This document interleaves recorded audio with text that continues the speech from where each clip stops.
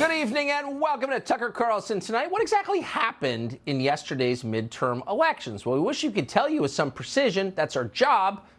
But we can't because in a number of key races around the country, we still don't have a vote total. In Arizona, for example, there is no declared winner in the Senate race or in the governor's race. At this point, it seems likely that both Kari Lake and Blake Masters will win. We'll be speaking to Kari Lake in just a minute about that. But according to news reports, the official results may not be in for more than a month. A month. Officials in Arizona told CNBC today that they are, quote, prepared to work through Thanksgiving and possibly Christmas as well. That means results by New Year's in a race that was held in early November. That seems late. How late is it? Well, by comparison, the results of the 1862 midterm elections, which were tabulated by candlelight without machines or even electricity in the middle of a raging civil war, were clear before the end of the week. That was the entire country. Arizona is a single state, which, by the way, is a fraction of the size of Florida, which, as you may have noticed, counted its votes in less than a day. So did Brazil, an entire country. That seems embarrassing, if not like a full-blown emergency. Counting the votes isn't some added extra you get for government. If they have a surplus, like fighting climate change or bringing equity, counting the votes is a core function of government, along with law enforcement, maintaining the roads, keeping the border secure. Efficient elections are the reason you pay taxes. But Arizona doesn't seem to have them. Why is that? Don't ask, commands CNN. If you've got questions about this or any other election, no unauthorized questions. Instead, watch CNN. Or if you don't have cable, simply trust your local officials. You see, that's our first votes, and that's the wonder of democracy, whether you're a Democrat or Republican. And I wanted to point that out to be a little bit of the crank in the room following Brianna there. Stay off social media, people, if you're trying to figure out, are there really issues with votings? Trust your local officials, trust us here, trust a news source that you know, and trust, to be honest about this, they're doing their jobs and they're doing it right. They're doing their jobs, they're doing it right. Really, CNN? Can we get a little more reporting on that? How right are they doing it? It's pretty funny. But we digress. The state of our election systems in many places is indeed pretty embarrassing, but so honestly were the results of last night's elections. Republicans swore they were going to sweep a red tsunami. That's what they told us, and we, to be honest, cautiously believed them. But they did not sweep, not even close to sweeping. The Republican Party, in the end, may take control of the House and the Senate, but only by a tiny margin at best. That's great, but it was not the plan. The plan was really simple. It seemed easy a week ago. An unpopular president, a faltering economy, an open border, the looming risk of nuclear war. How about that? Put all those together, how could there not be a massive Republican win nationally? Wins everywhere. Well, there weren't. Some exceptions, but overall, there weren't. Joe Biden was not punished. In fact, he was out there bragging about himself today. Pretty frustrating. He wanted Republicans to win, not simply because they're so great, but because Democrats are so very bad. And that's not an overstatement. So what happened? Well, before we give you our theories as to what happened, one obvious point: the people whose job it was to win but did not win should go do something else now. We're speaking specifically of the Republican leadership of the House and the Senate and of the RNC. It's nothing personal. Some of them are no doubt nice people, but they took hundreds of millions of dollars to paint the map red, and they didn't. It doesn't mean they're evil. It doesn't mean they should be jailed. It does mean they shouldn't be promoted. No one should ever be rewarded for failure. If there's a truly conservative principle in life, it's the principle of the meritocracy. You reward excellence. You do not reward mediocrity. And when you do, things fall apart. Democrats kept promoting Tony Fauci, despite his obvious ineptitude. What is that? That's corruption. Republicans should never do anything like that. And if they do, what's the point of voting for them? They're no different. So the question is, why did Republicans underperform last night? And you're hearing a lot of people saying it was about abortion. Suburban ladies were mad about Roe. That's certainly plausible in some places, probably true. On the other hand, a number of resolutely pro-life Republicans thrived statewide. That would include Ron Johnson in Wisconsin, Brian Kemp in Georgia, Ted Budd in North Carolina. Pro-lifers all. So abortion may have been a factor, but it's not the whole answer. Many others are saying that Donald Trump is the reason Republicans didn't do as well as they thought they would. That's a more complicated question. The truth is we can't really see the entire picture this early. Excuse us. I mean, the truth is Trump has always been a mixed blessing politically. The downsides are marbled in with the upsides. But in this case, he's certainly not the single cause of anything. Republicans last night suffered a fair amount of down-ballot losses in races that had nothing to do with Trump. In Michigan, for example. So whether you like Trump or not, and many don't and a lot do, It's a lot more complicated than just him. And then there's the most amusingly stupid explanation of all. Excuse us, all election talk. So bad candidates were the problem. And that's all over Twitter. All the Twitter pundits are telling you now the candidates were subpar, and that was the problem. Candidate quality matters. Well, of course, strictly speaking, that is true. The quality of the candidate does matter, but at really how much does it matter? Well, let's see. Joe Biden got elected president 2 years ago from his basement. John Fetterman became a U.S. Senator last night. Does anyone think John Fetterman was a quality candidate? Is that why he won? Because they had quality candidates on the left? Did the voters of Pennsylvania really want a brain-damaged candidate who's never had a real job? Did they think he was more impressive than the guy who spent his career doing heart transplants? Probably not. You got to give him credit for at least knowing who they were voting for. And they voted for John Fetterman. He won anyway. What does that tell you? It tells you that in some cases, candidate quality is not actually the most important thing. What is? Well, the mechanics of an election. They matter. In fact, they matter sometimes more than any individual running in the election. The way people vote makes a big difference to the outcome. And so, by the way, there's access to channels of communication. Why does that matter? Well, because you can say whatever you want, but if no one hears you, you're not really speaking. And that's the case for Republicans. So often, as of tonight, Republicans can communicate their message unencumbered on a single cable television channel and a handful of relatively low-trafficked websites. That's it. The rest of the American media amounts to a gigantic filter designed to distort what Republicans are saying. It's a campaign apparatus, and only the Democrats have it. Now, you can whine about that. Ooh, the media are liberal. But it's not about liberal or conservative. It's about winning elections. And Democrats can win because they have that. So if Republicans want to win elections too, they might spend some money to fix that, to achieve parity. So to restate, as of tonight, Democrats have far more control of the election machinery and almost total control of the American media, and Republicans don't. These are not ideological problems. It's not a question of who's right on the issues. That's settled, certainly in our mind, but probably in the minds of even people who would vote Republican if it occurred to them, but it doesn't because they don't know what they stand for. These are questions, again, not of who's right or who's wrong, but of who makes it into elected office, of who wields power. And many on the right don't seem to understand this at all. They don't care about the details. 2.5 years ago, the last administration and its Republican allies in Congress watched passively, seemingly in glassy-eyed sedation, as the Democratic Party used the pretext of COVID to rewrite election laws around the country in order to get its own candidates into office. They didn't do it by accident. They knew what they were doing. Last night, those laws, many of which are still in the books, paid off generously. John Fetterman bombed in his one public debate. You saw it. He humiliated himself. He made a mockery of the election, but it didn't matter by that point. Thanks to early voting, Fetterman's margin was already in the bank. Nearly 70% of Democrats had voted early in the Pennsylvania races. Only 20% of Republicans did.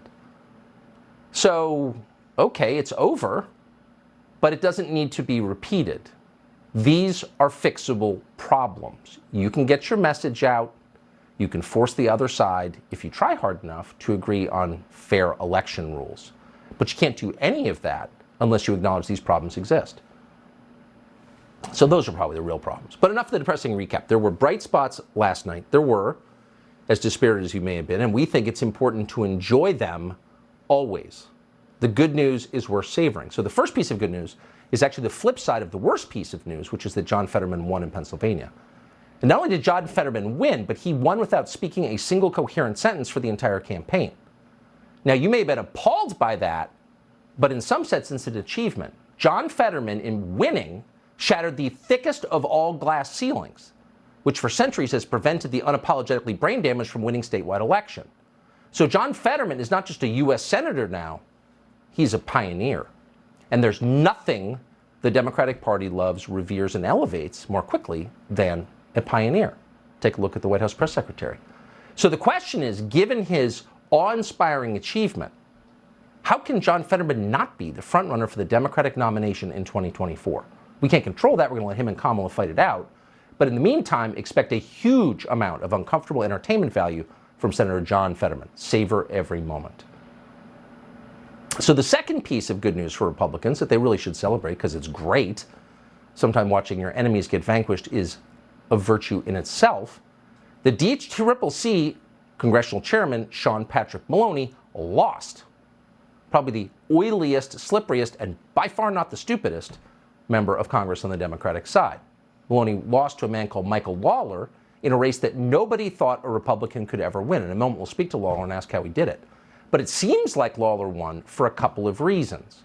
The first is that Sean Patrick Maloney, like so many other Democrats, spent the last year and a half huffing and puffing about January 6th. They're going to win on January 6th. And unlike most of them, clever as he is, Maloney seemed to actually believe it.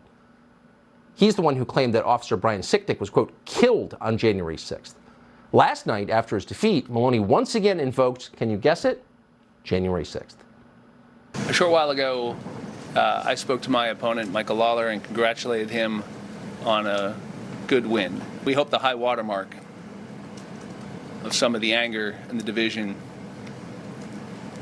that we have dealt with this entire cycle, from January 6th on through. And we hope for something better for our country, because that's what all Americans deserve.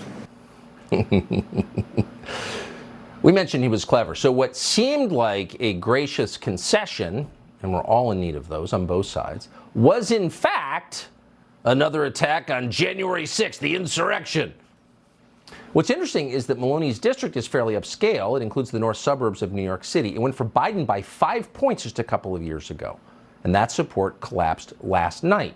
Now, if there's one group Republicans have had trouble winning recently, since the inversion of 2016, it's upper-income, white-collar voters. But in that district, they went Republican. So Republicans should study what happened there, and not just there, all over New York. Democrats lost several seats across the Hudson Valley and Long Island in very blue areas.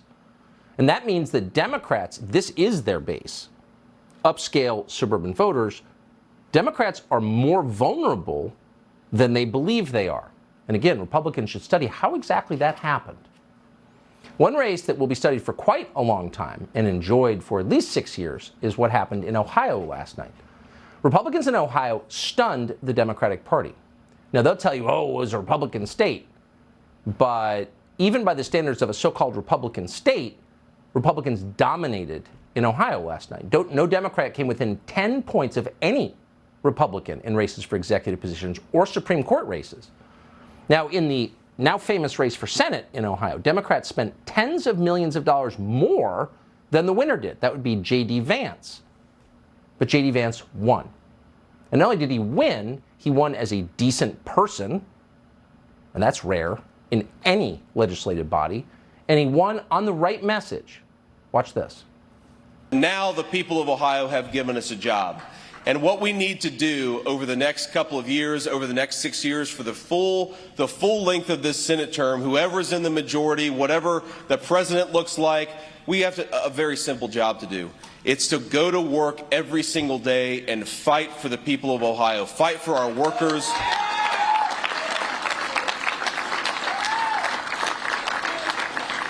Fight for our families, fight for the people struggling with the opioid addiction problem, fight for the people, the single moms struggling to raise babies just like my mom raised me. We have got a great state. Whether you voted for me or not, the thing that I promise to do is go to the United States Senate and fight every single day for the people of Ohio. Thanks to you, we get an opportunity to do just that.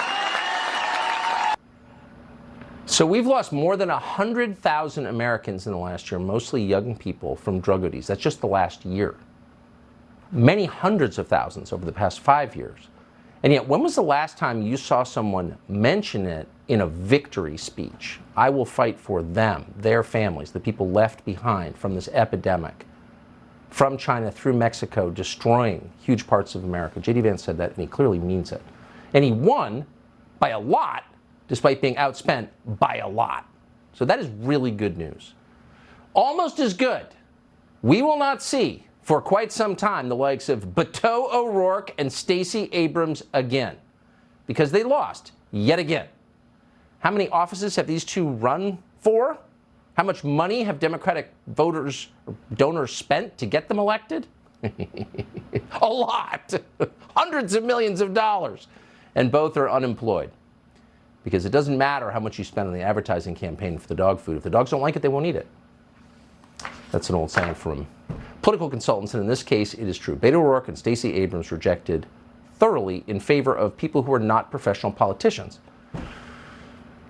in a number of cases on the Republican side. So now the last and probably biggest piece of good news, as you already know, is what happened last night in the state of Florida. Put bluntly, Ron DeSantis absolutely killed it. And the closer you look at the numbers, the more interesting and revealing and heartening it is. Voters of every education level supported Ron DeSantis over Charlie Crist. That does not happen typically in elections statewide. Ron DeSantis even won among post-grads by 7%. If you think that sounds normal, go look at the past 5 elections. Republicans do not win statewide among people with postgraduate degrees, but DeSantis did. He won all but 5 counties in Florida. So to the astonishment of MSNBC and the entire Democratic political establishment, DeSantis even managed to flip Miami-Dade County. Now, Miami-Dade is by definition a Democratic county, but he was not the only Republican who won there. Another did as well. Miami-Dade went for Hillary Clinton by 30 points in 2016.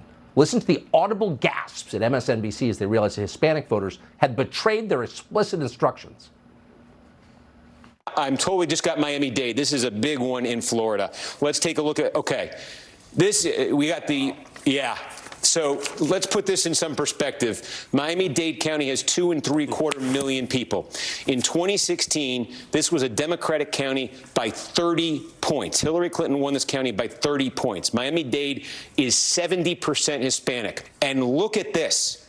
In the mail-in and early vote, which again tends to be more Democratic friendly, Marco Rubio, the Republican, is outright leading in Miami-Dade County by 7 points. Exactly. And good for them for being honest about what happened. There's really no lying about it. And again, it wasn't just Ron DeSantis, it was also Marco Rubio. No Republican has won in Miami-Dade County in 20 years. But Ron DeSantis did it, Marco Rubio did it. In the end, DeSantis won by nearly 20 points. Things were so bad for Democrats in Florida that CBS went looking for Charlie Crist supporters and couldn't find any in public. Watch. By the way, I got to point out that once we started digesting our food and digesting the day, we realized that on that day-long trip, we spoke to dozens of people up and down the coast of Florida, all in precincts, by the way, that voted for President Biden in 2020. But to our surprise, we did not run into a supporter of Ron DeSantis' Democratic opponent. That would be Charlie Crist. Poor Charlie Crist. But this does, I mean, of course, Charlie Crist was the lamest possible candidate the Democrats ever could have run, probably because they knew that DeSantis was going to win. So this is one of those rare elections in which voters were, of course, rejecting the other side. But in this election, a lot of those voters appear, and the polling shows this, to be affirming the side they voted for. They weren't just voting against, they were voting for. They were voting for Ron DeSantis. Pretty amazing, actually. According to DeSantis, this is a realignment. Here he is. You know, over these past 4 years, we've seen major challenges for the people of our state, for the citizens of the United States, and above all, for the cause of freedom. We saw freedom in our very way of life and so many other jurisdictions in this country wither on the vine. Florida held the line.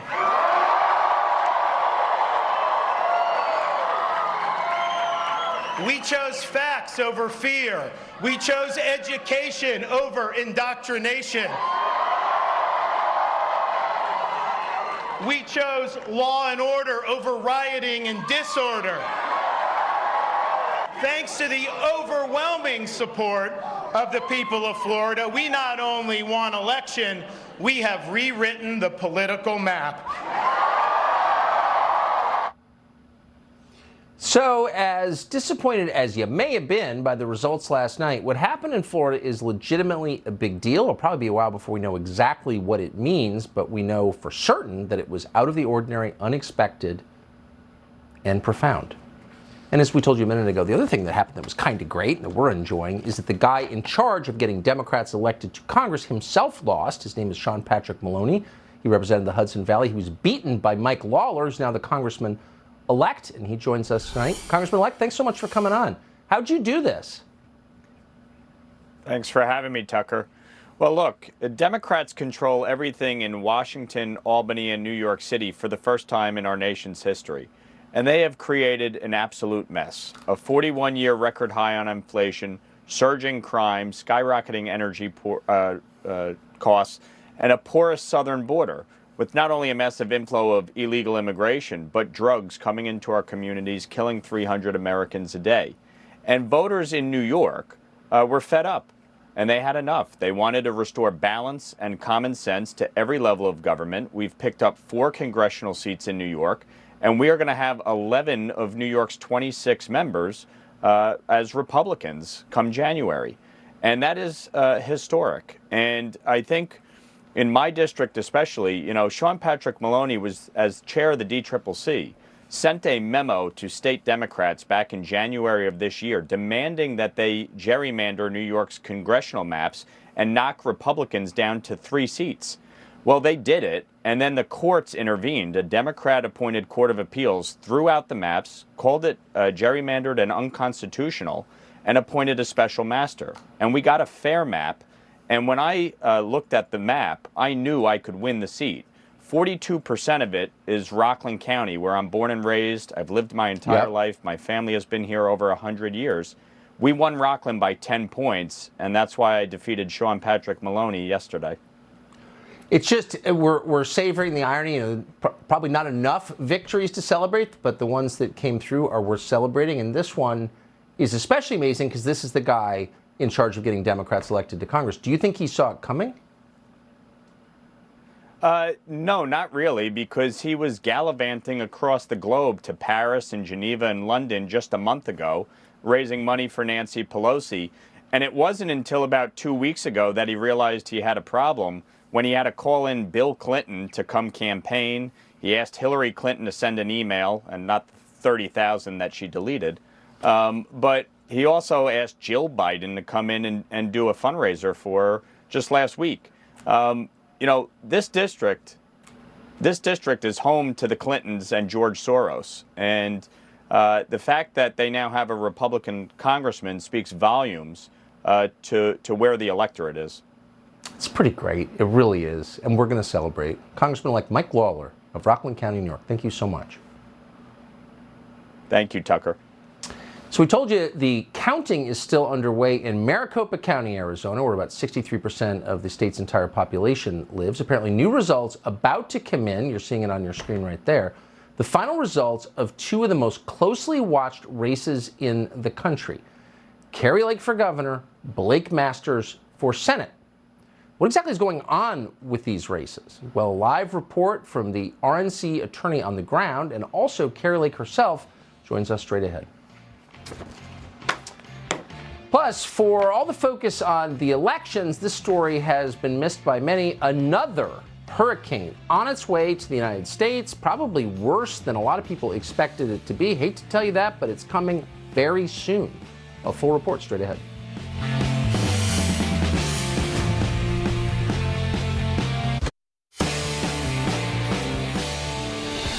This is a Fox News alert. These are long voting lines in Arizona. That was yesterday's chaos at polling sites across the state, particularly in Maricopa County, the population center of Arizona. That chaos continues today. This is a live picture from vote counting underway in that county, which includes Tempe and Phoenix. We are told we received new results at the top of the hour out of that county, but they are apparently still delayed. What is going on exactly?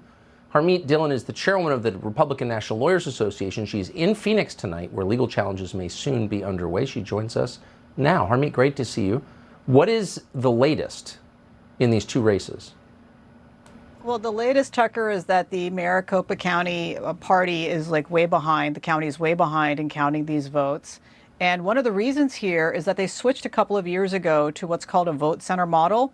So instead of the old-fashioned model where you would go vote in a precinct, they actually cut the number of places you could vote by 2/3. So it made it a little harder and less accessible to vote. And then they don't have pre-printed ballots when you go to vote. So wherever you wander and show up, they then print a ballot for you, which takes time. And if the printers are screwed up and the tabulators are screwed up, which is what happened in Maricopa County despite testing, which is the job of the county officials, then you have the chaos that you're seeing on the screen there. And you have 2-hour lines, you have poorly trained election officials who aren't used to this model telling people they can just go to another place to vote. But They can't. When they go to the next place, they're told they've already voted.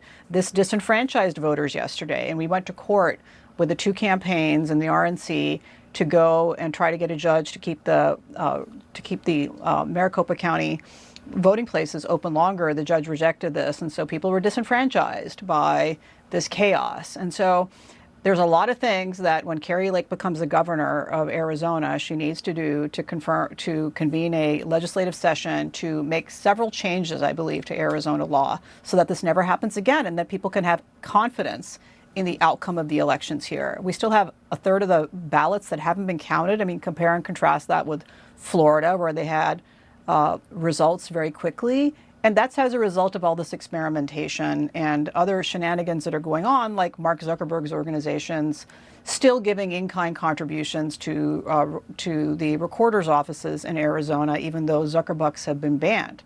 So I could go on and on. There are many problems with Arizona voting, but we're pretty close to hopefully getting a couple of new leaders there who will help turn things around. Yeah, this stuff really matters, and shame on the outgoing governor, I would say, and the Secretary of State. Harmeet Dillon, thank you very much for that update. So we're continuing to hear we're going to get more vote totals from Arizona. As you just heard, a huge percentage of all votes cast yesterday have still not been counted. If we get those numbers this hour, of course, we will tell you.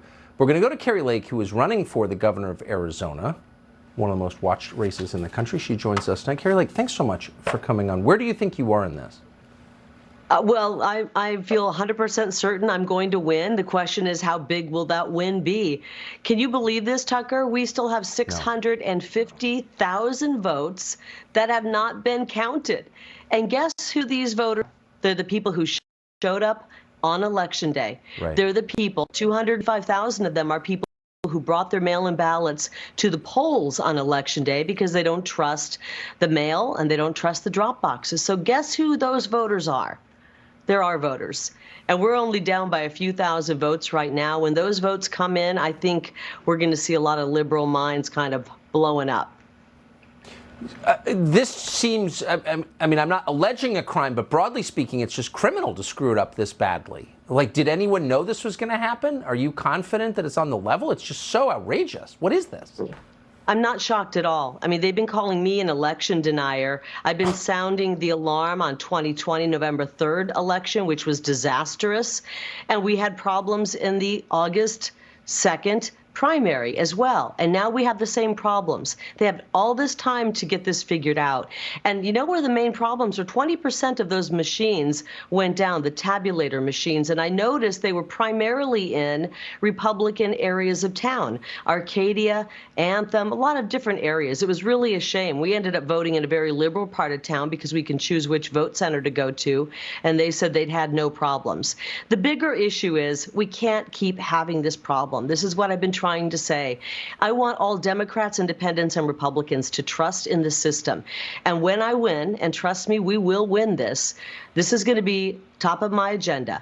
Day one, I'm going to take my hand off the Bible. We're issuing a declaration of invasion at the border, and I'm getting my lawmakers, I'm getting the legislators to a special session to change our elections so that they are fair, honest, and transparent, and we get rid of those machines that are not reliable. And really, obviously, we saw what kind of problems they can cause. Well, it's insane. If you're serious about elections, you vote on paper ballots, right? You don't use electronic voting machines. Right. France doesn't. I mean, this is... If we really wanted secure elections, we could have them, don't you think? Yeah, you count on you don't have election season, you have election day, paper ballots, and you count them right there in the precinct. Harmeet talked about how they went to the vote centers a couple of years ago during COVID. We used to vote at our churches and schools in small precincts. Well, when COVID struck, we couldn't vote at churches and schools because they were shut down. It forced us into these big vote centers where it's a lot easier to have problems. We're going to go back to small precincts where it's easier to detect problems and easier to fix them. And it'll be easier to hand count votes as well. These are some of the things I'd like to see happen. I'll work with the legislature. The U.S. Constitution says our lawmakers, our state lawmakers, are the ones who are to determine our election laws. And I know we're ready to solve this problem. We're sick of being the embarrassment that Maricopa County has made us become, and we won't do another election like this. Amen. If you care about democracy, you need to convince people it's on the level. And what happens in Maricopa County yesterday does not. Carrie Lake, I appreciate it so much. Good luck. Yeah. Thank you.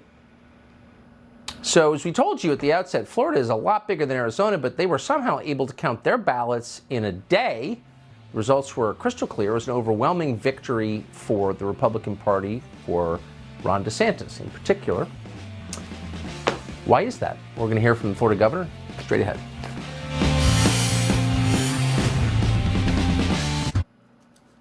It takes a while to figure out exactly why candidates have won or have lost, but the first thing you need to know is how big the margins were. And the biggest margin of all, really, last night was the governor's race in the state of Florida, where Ron DeSantis was reelected by about 20 points, overwhelmingly. Interesting. Here's part of what he said when he won. We reject woke ideology. We fight the woke in the legislature. We fight the woke in the schools. We fight the woke in the corporations. We will never, ever surrender to the woke mob. Florida is where woke goes to die. So the question over who's woke is considered by Republicans in Washington to be a social issue that doesn't work, but it did work last night in Florida. Interesting. And not just for Ron DeSantis. Anna Paulina Luna won last night, too. She took over Charlie Crist's old seat in Congress. Pretty great. She joins us tonight. Congratulations on your victory. How did you do it? I can tell you that there was a strong emphasis from the beginning on grassroots activism. You know, Tucker, we were outspent $12 million to 1. I had Barack Obama dropping a robocall the Friday before the election, and I beat them into a pulp while I was doing the grassroots outreach. So that is the emphasis. That's the secret sauce. And also, too, hold true to your convictions. So Barack Obama did a robocall. I can't. Now you baited me. I can't resist asking. What did he say? You know, I didn't actually listen to it, but I know that he did do the robocall. And ironically enough, my Democrat opponent was actually funded by a single billionaire that he was related to, who was tied to not only Obama, but Perkins Coie. And you know what they cooked up. Amazing. How many, and you just got elected. You should not know this. I don't know it. I'm just interested. Like, are there any Republicans who had more money going into the races last night? Anywhere? Do you know of? I don't think so, at least not in the state of Florida. It seems as though the Democrats don't like conservatives, especially not those that can target the largest voting minority in the country. You know, I am first and foremost American, but I am a veteran, and I also, too, know how to target the largest voting minority in the country. So it seems as though that they saw me a threat, but I hope to be their worst nightmare in the next couple of years. Well, good luck in Washington. You'll find it interesting. Thank you. Great to see you. Thank you. Thank you very much. Paulina Luna. So we told you, just joking, by the way, at the top of the hour that, hey, John Fetterman has broken the glass ceiling where people with brain damage never get elected, but he did. So maybe he'll be the Democratic Party's nominee for president. Ha, ha, ha, ha. Well, MSNBC took it seriously. We've got the tape. Also, news out of Florida tonight that's not political. A hurricane hitting there tonight. A live update minutes away.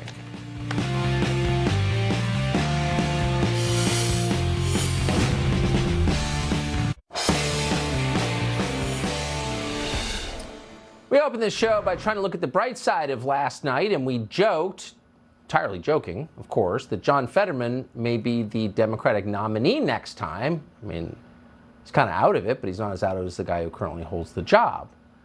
So we were just mocking the Democratic Party, but then we realized it is impossible to create a parody of anything left-wing right now in the United States because they always beat you to it. Parody's indistinguishable from reality. MSNBC, hours before we spoke, and we didn't even know this, had suggested it, but in dead seriousness. Here's the august Katie Tur. Fetterman as a nominee at some point for president. I know there's some variables, obviously. Just a few. But I just, you know, what he did in the super red, deep red parts of Pennsylvania and the way that he ran ahead of Biden, as you were saying, ran ahead of Trump, I mean, it just makes you wonder about his future. Yeah, it does make you wonder. And by the way, Fetterman should demand it. If he's not the nominee of the Democratic Party in 2 years, it's an ableist party and a racist one. John Fetterman, 2024. So, not to brag, but we thought Governor Ron DeSantis was doing interesting things a year and a half ago when we sat down with him for about an hour and asked him questions that weren't strictly speaking related to politics, including, what do you think makes a good leader? And so we dug up the tape because we thought it was relevant to what happened last night. Here it is.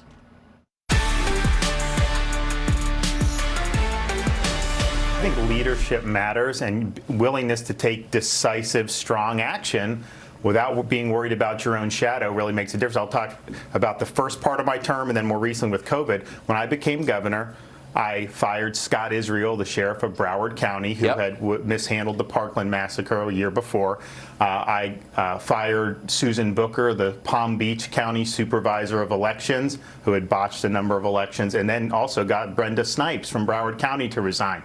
So those were very quick, decisive actions, and the results were, well, at least with the elections, we had one of the smoothest elections in the country in 2020. People at the time, it was considered controversial, but it was the right thing to do. Fast forward to COVID, I had to make a lot of decisions that cut against the grain of conventional elite opinion, certainly the media. We took incoming every single day, but you make the decisions, you know why you're doing it, you stand your ground, and now we're in a situation where March of 2021, states wish they could have had Florida's performance. I mean, our unemployment rate is 4.8%. States like California are 9%. Our COVID mortality is less than the national average, even though we have the oldest population in the country. And we've had schools open, one of only 3 or 4 states in the country where 100% of our parents have access to in-person education. And so we got the big things right. In the moment, there was a lot of people that were throwing stones at us, but take the action, stand your ground, and hold the line. So you went to Harvard, you went to Yale, you were a naval officer, you served in Congress for 6 years. You've certainly been around a lot of elite institutions. You ignored them as they criticized you. Of course, yes. Why? First of all, when I first went to Yale, I grew up in Florida. I was a blue-collar kid. I showed up my first day in jean shorts and a T-shirt, because that's what we wore on the west coast of Florida. Was a major culture shock. That was not something that was received very warmly. And I never quite fit in there, and it was a total culture shock to me. And I really rebelled against the leftist orthodoxy that I saw on that campus. And then when I see those in other institutions. And so I've always had a really strong distrust of some of the elites in American society, because I think they've gotten a lot of things wrong over the years. And so that was actually natural. I don't seek the approval of elites. I got elected by people here in Florida. Those are the folks that I was elected to serve. And I don't really care what people in the Beltway or in New York City think about what we're doing in Florida. It's just interesting, though, because people who, you see it a lot, people come from some little town out in the provinces, and they show up at a place like Yale or Harvard Law School, or they become a naval officer, which I think is maybe not that different. It is an elite institution. And they decide, this is the world I really love. These are the values that I believe. It sounds like you came away from your experiences more contemptuous. And appreciate where I came from, quite frankly. I mean, I remember going to Yale, sitting in class. I had never heard anybody criticize America. Like everything was about how bad America was in any of these classes. I never heard anybody, I'd go to church, I never heard anyone criticize God or Christian. And it was all, so Yale's motto is for God, for country, for Yale. They hated God, they hated the country, and they obviously had a weird way about going their institution. So seeing that was really eye-opening, and I realized very early on, this is not quite where I personally fit in. Fox News alert for you. New votes 24 hours after the election coming out right now in Arizona. Katie Hobbs total 953,783. Kari Lake 940,716. What does this mean exactly? Kari Lake joins us now with her view. Kari Lake, thanks for coming back. What does this tell you about where this is going? Well, I look back at last night and we were down 15 points. Now we're down 0.2 of a point, and it's going in our direction. And it's really odd that Maricopa County election officials, who are the most incompetent in the country, are dragging their feet in delivering what everybody wants to know, the 650,000 votes that they're hopefully going to start telling us about starting tomorrow that were the Republican voters, the ones who showed up on game day to vote. And that's what we're waiting for. We think they're going to start delivering those results tomorrow. 275,000 of those votes, Tucker, were people who had a mail-in ballot but did not trust the system and wanted to walk it in on Election Day. So we know that this big group of voters, 650,000, are going to swing very heavily our way. And we believe we will be victorious at the end of the day, and maybe in a very comfortable way. We're going to be seeing this continue. As I said, we were 15 points down last night. Now we're down 0.2 of a point. We're going to see it where I start to take the lead very soon. I don't think that we should get used to being treated like this by our government, and we pay them to run elections. They can't. Who's in charge of elections in Arizona? A man named Stephen Richer is a big part of it in Maricopa County, and then my opponent. Shocking. My opponent in the Miss I Don't Debate and I Hide in the Basement, Katie Hobbs, Secretary of State, is in charge of our elections as well. So we have two of the most incompetent people in all of government in this country running elections in Arizona. But I want the people of Arizona to know this. We're going to see this start going in my direction. And on day one, we're going to start working to reform our elections so that all voters can feel confident that we have honest elections. Well, yeah. I mean, are you struck by how the news media keep telling us this is totally normal? It's always been this way. It's like muggings on the subway. It's always been that way. This has not always been this way, has it? No, I mean, when I started voting in 1988, you voted, you showed up on Election Day, you were given a ballot, they hand counted them, and you knew who the winner was before you went to bed.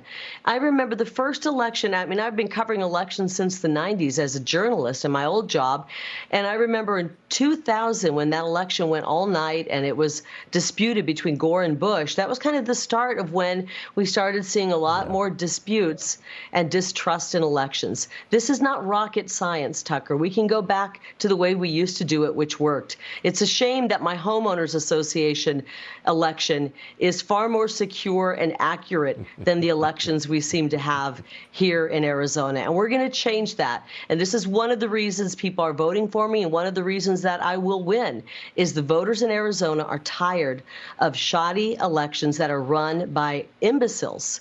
And that's going to change. They're kind of proving your point. Really quick, what's your plan tomorrow?